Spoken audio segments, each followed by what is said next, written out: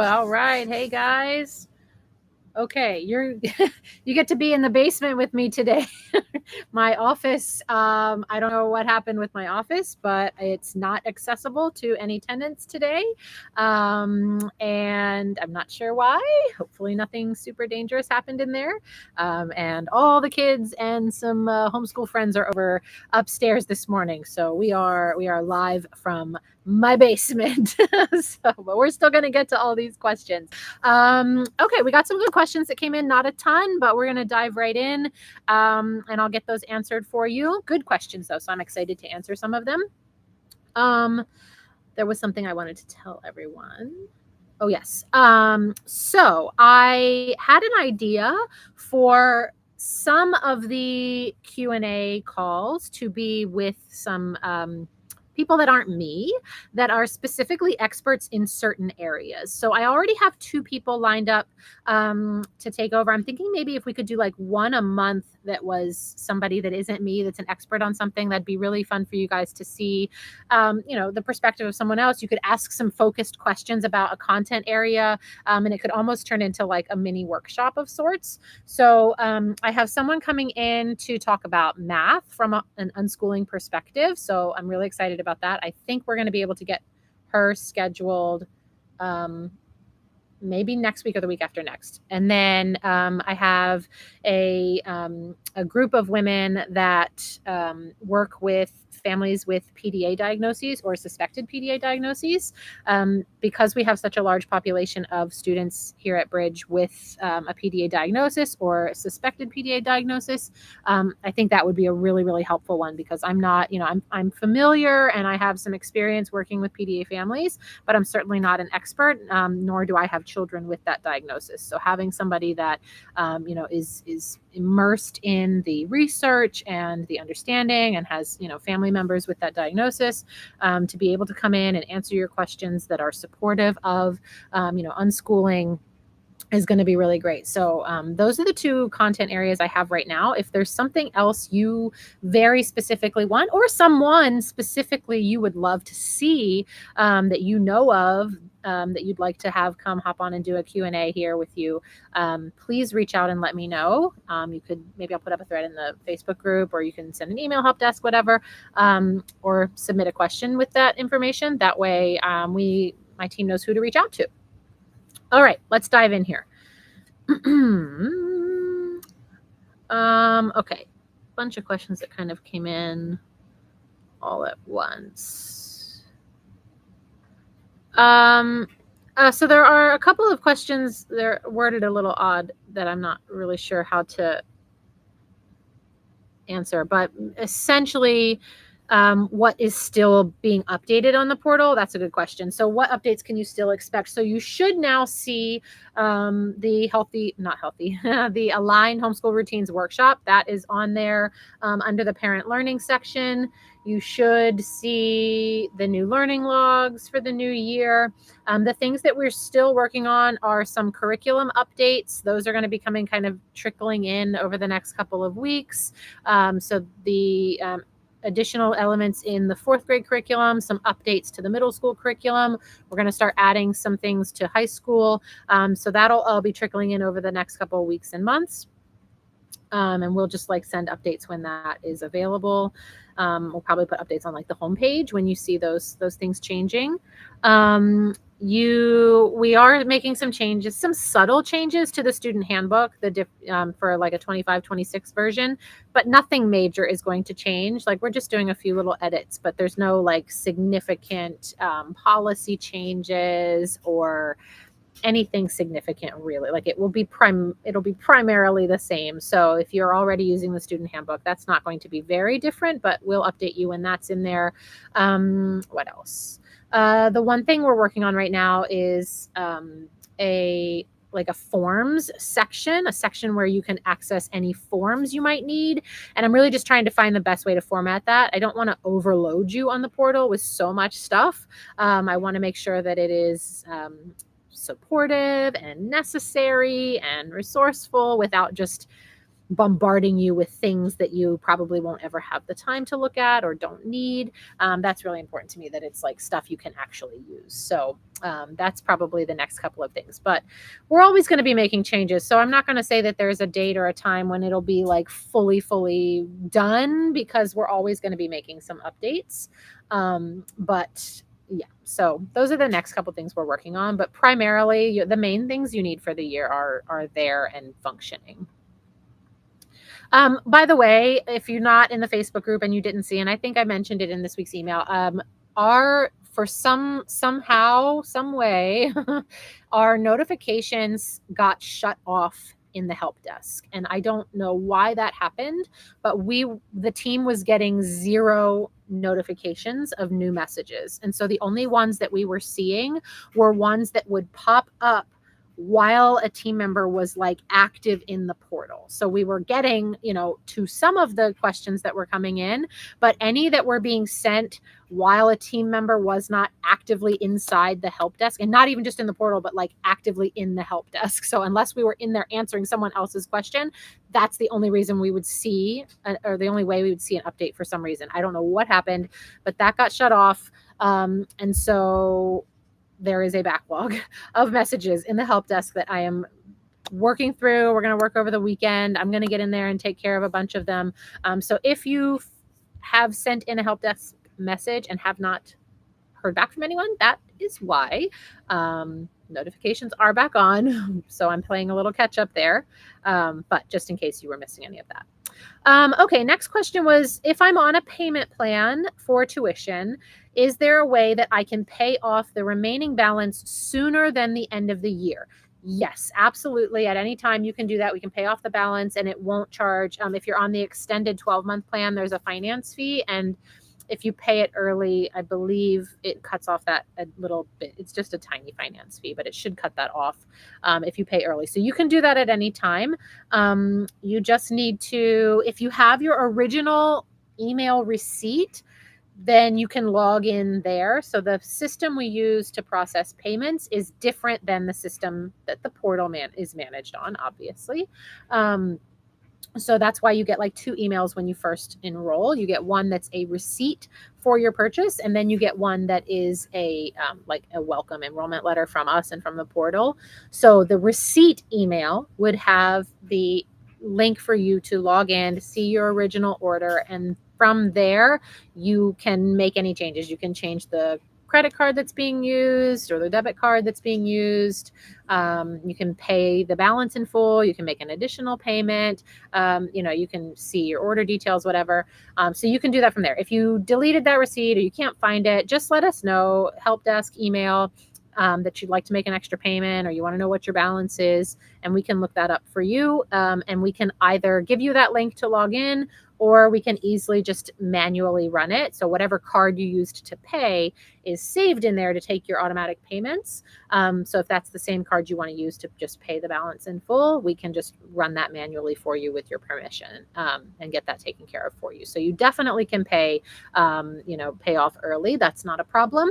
The same person asked also if it was possible to integrate that payment settings, the payment links inside the portal, so that you could access that from inside the portal. And I totally understand. I wish that was possible, but for security, there isn't really a way for us to integrate that safely, that your payment information would be secure amongst other data. So, we chose each of our systems very specifically for security as much as possible. So, the payment system that we use is the most secure for processing your payments and for housing your, credit card or debit card data for automatic payments.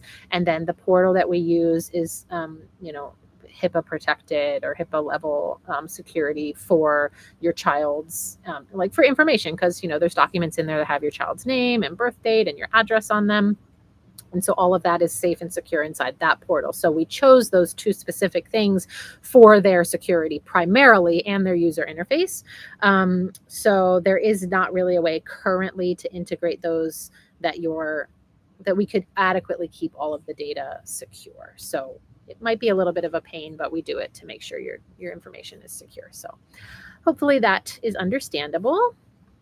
You know what I just realized? I just realized that I bought a new microphone and I didn't plug it in, but it's in like my bag to go to my office, and I got all flustered. Oh well, next week.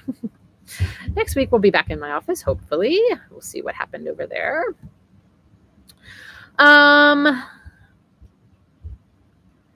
So this is a question I need to answer privately.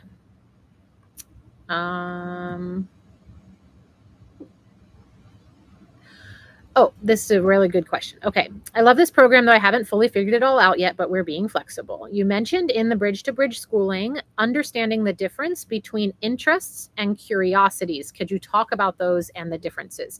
This is a fantastic question. So the difference between a curiosity and an interest is that a curiosity is something that just like kind of comes up out of nowhere. Like if you think throughout the day of how many just like random questions or like just things that you wonder about. And I still do that as an adult all the time. I'll say, I wonder why whatever happens, or I wonder whatever happened to that thing, right? It's just like a random thing that I'm curious about. And that happens to kids too, obviously, all day long. So you can even maybe a fun activity would be tracking the things that your kid is curious about, like what random questions come up, throughout the day. But they are some things that you don't have to go deep into. It can either just exist as a curiosity. Oh, I wonder that too. I don't know. I've never thought of that before. Or you can just let them wonder. You don't have to answer them. Or you could quickly look it up. Oh, I don't know. Let's look that up and see what the answer to that is and find the answer together very quickly. An interest is something that is deeper and more meaningful and longer lasting than a curiosity that like pops up out of nowhere. So hopefully that distinction is clear. And what we want to make sure we're doing is that we are focusing our attention on the interests, but allowing space for the curiosities. So and the reason that we talk about this is because especially for people that are new to like child-led learning, that are just sort of getting started on this, there's this desire to make everything an interest. They showed me that they were curious about butterflies. We were out on a walk and they saw a butterfly. And then you get this like instinct and this especially happens with people who are former teachers, by the way. We get this instinct to like rush off to the library and check out books about caterpillars and buy a caterpillar, monarch enclosure with the the little the caterpillars and the nets that it comes with and the little food that it comes with to watch them turn into monarch butterflies. And we do all these art activities about, caterpillars turning into butterflies. And if the child was just curious because they just were like, oh, mommy, where's that butterfly going? It didn't have to turn into a whole big thing. And a lot of times we see those types of activities sort of fall flat because, oh my gosh, because they weren't actually interested in it. They were just curious. And that can create this like cycle of resistance where you put in all this effort because you thought you were doing something that they were interested in. They didn't really care. So there's not as much give back. Maybe they participate, but it's not like really enthusiastic. And then you feel some resentment, not necessarily towards your child, but just towards the process of like, wow, I thought I was doing this right. They showed me they were interested in this thing. I put in all this effort. I wasted time. I wasted money. They don't care. Maybe I'm not cut out for this. Maybe homeschooling isn't going to work. And you see, and we just kind of end up in this cycle and then they feel your emotions and resentment. And so they don't want to participate in something in the future, or then they're scared to share those curiosities now because it's going to turn into this like school-like thing every time they ask a question. So we just want to be aware of the differences there and how we're nurturing them. You can nurture curiosities by just allowing a state of wonder to exist, by modeling that you are also curious about things, by finding ways to look up, teaching them how to learn and not what to learn. So like, Oh, that is a good question. Let's look that up together. Where could I find that information? Who could I ask that knows about that? Maybe not always running to the internet, but grandma knows all about gardening. Let's ask her if she sees any butterflies in the garden, and what kind of butterfly that might be, for example. So finding ways to like nurture that curiosity, but saving the like deeper dives for when there's an obvious interest. And now the ways we're going to know that are if you see and this is why observation is so important, right? Because if we are observing those curiosities, we're going to notice when maybe they see the butterfly, and then later, a day later, they see a different type of butterfly and they point it out and they recognize those are different, and they have more questions like, what's the difference between this butterfly and that butterfly? And they're like continuing to ask questions or make observations or want to engage. You might see it in their play. For older kids, you might see it in their like YouTube search history, things like that. They're showing you over time that this is something that they have continued interest or curiosity in. So a curiosity can definitely turn into an interest, and often they do. But we just want to be careful that we are giving our child the respect and the space to let that happen in a natural way. And we're honoring that curiosity, but then we're also observing the transition when it happens into something that might have some more deeper interest, where we can like offer invitations, where we can, insert a little bit more focused activities maybe, or, resources for them that allow them to kind of dive deeper in a way that is more meaningful to them and to us, because we know that they're actually interested. So hopefully that helps distinguish that. Okay, next question. We just started our homeschool journey this week. My son is in 3rd grade and he chose the courage theme from the curriculum to start with. The first day he was excited. By day 2, the excitement dwindled. And today, day 3, he wants nothing to do with anything school or curriculum related. No interest in reading, there never has been, or doing any of the activities like journaling.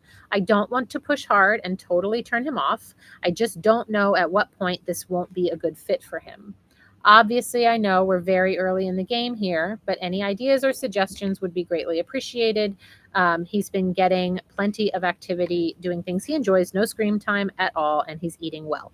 Okay, so there's lots of great information in here, and it's totally normal for there to be, like, that's very school coded, right? To use Gen Z language, be like, oh yeah, we're getting started. This is going to be so fun. I got the binders, I got the books and the journals and the pencils. And like, especially, and I didn't look up the history of this child, but especially if he was previously in school or, homeschooled in a really rigid and traditional way, if that kind of cycle of like being a part of school starting, that can be really exciting, but the joy of that absolutely can wane if it is feeling forced in any way. So you're doing exactly the right thing. That doesn't mean there's something wrong with him or you or the curriculum or the activities. It's just a resistance for some reason. So you're doing exactly the right thing by just backing off, like, okay, if you're not enjoying it right now, no big deal. Maybe we'll leave some of the books laying around if you're interested again. Definitely if journaling is not feeling good, don't force it, leave it out. Specifically with 3rd grade, you could do things like lean more into the journal prompts that are art focused, like Smash Journal style. You might want to like just set out a journal and a prompt. So I would come at it more with an invitation focus that has no expectations. So you can definitely still utilize the curriculum, the journaling, the activities, but do it more from hey, this is like an area. Maybe you've got an area in your home. It might be the dining room table. It might be somewhere else. I'm going to set something up for you. It'll be here. Do it if you want. If not, it can sit there. I don't care. Not a big deal.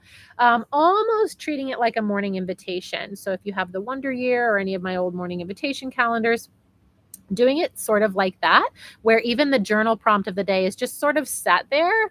Maybe you write it on an index card and prop it up so that he can participate if he needs something to do, if he's inspired. It's there. So you're you're giving him the choice to participate, but he doesn't have to choose the activity, if that makes sense. So setting up a journal prompt, focusing more on like the art ones, the ones that are like, feel more destructive or constructive than, putting it together.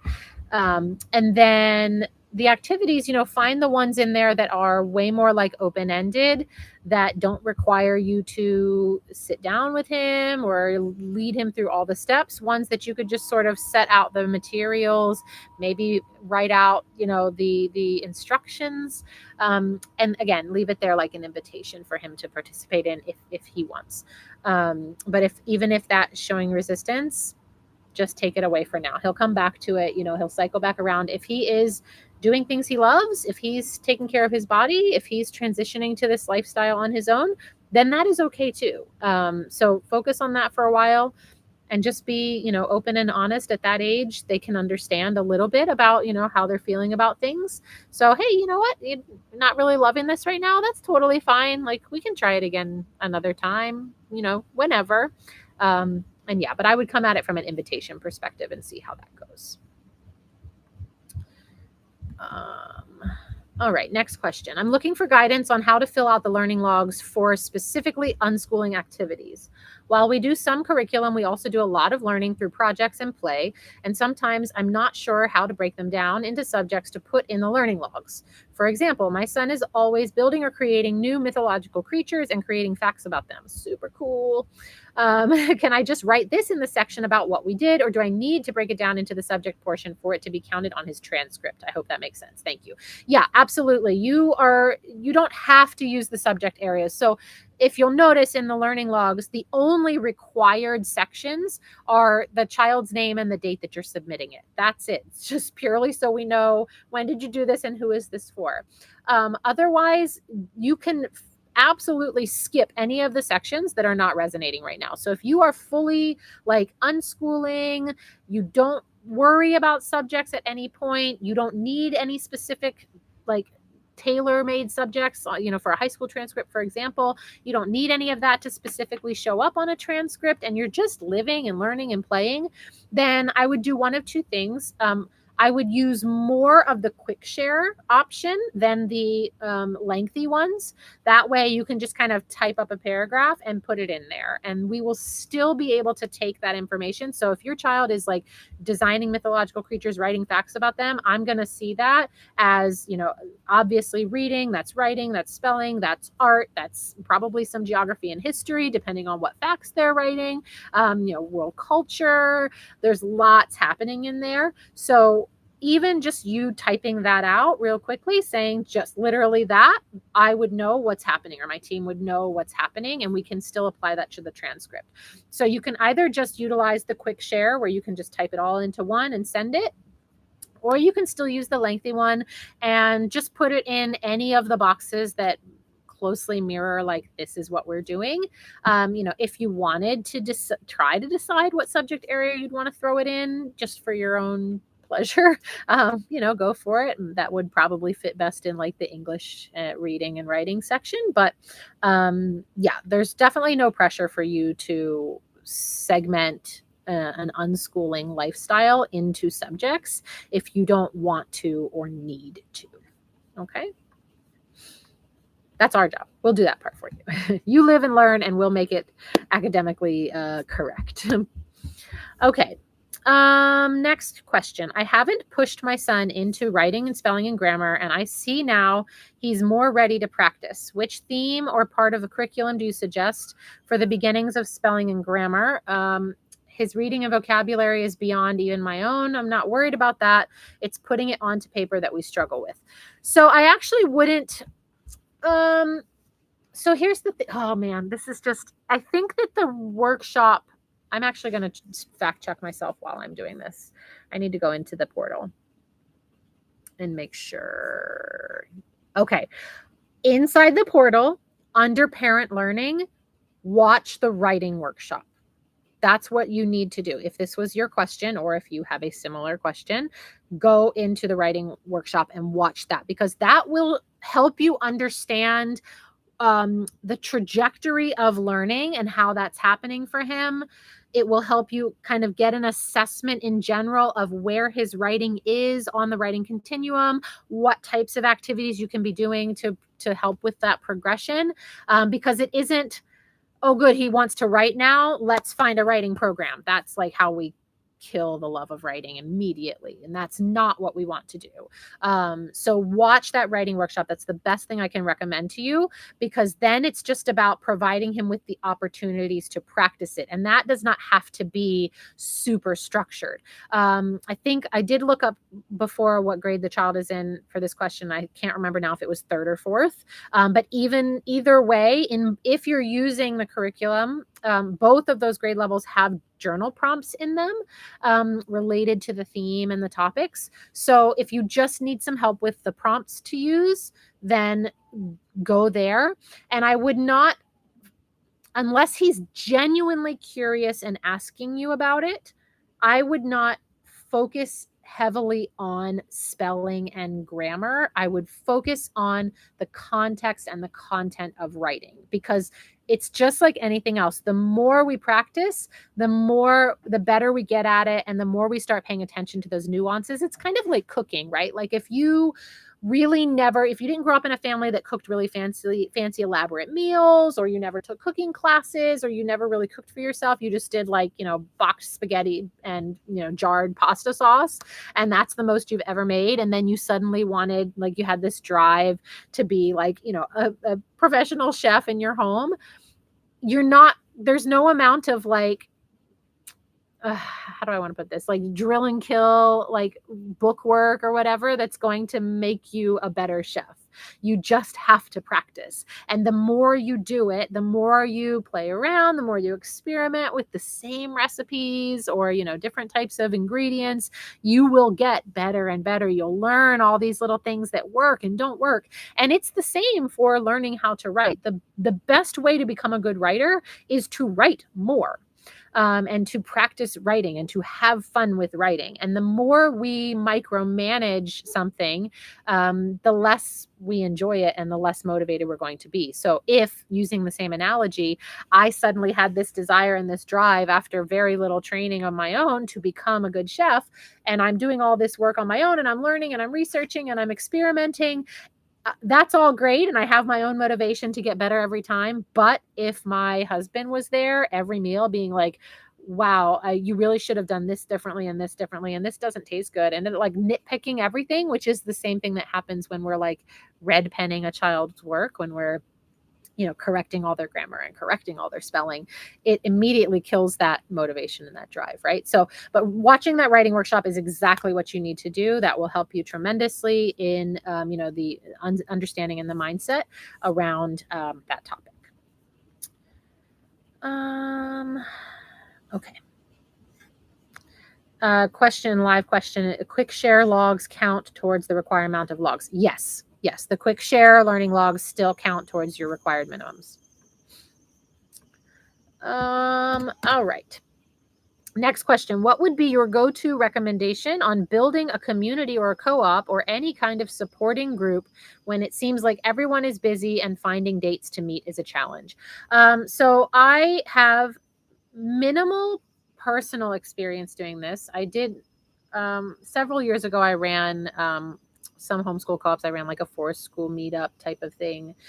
And I just, in general, my kids don't engage in those kinds of things. They'd rather do, their own choices of activities. And I spend a lot of time engaging on the internet. So in person, I don't really like being with people. I'm much more introverted, believe it or not. But the best advice I can give you here is to just, if you feel that drive to create something, just do it. Just create it. Pick a time that works for you. Pick a location that works for you. Pick activities that work for you. Set it up so that if you show up and your kids are the only ones there, you can still have a fantastic time. Put it out there to whatever, the internet, the Facebook groups, whoever is local, some way, put it out there that this is where you'll be, what time you'll be there, what you'll be doing, and how they can participate, whether that's pay an entry fee, bring along something to do, offer to help, whatever, bring a snack. And just most people will not commit to something if it's hypothetical. If you are the leader and you say, here's when we'll be, here's where we'll be, what time, what's happening, then they either commit or they don't. And that's not on you then. Maybe they have something else. Maybe they'll show up. But being the leader is the hardest part unless you have the drive to just do it. So finding the leader is actually the hardest part. Being the leader is a natural thing. So if you are feeling that drive to create something, just do it with the intention of it being something amazing for your family and your kids. And maybe for the first few weeks, you are the only ones that show up, but maybe one more family comes and one more family comes. And that's created very intentionally that way then. So that's my advice. Speaking as someone who is definitely a leader mentality, obviously, that would be my recommendation.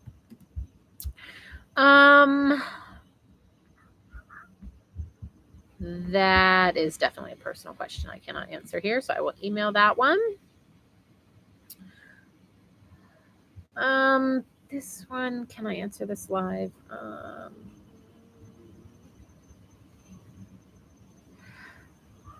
I'm going to not answer that one live. So there's a couple on here I need to email. That one I will reach out personally.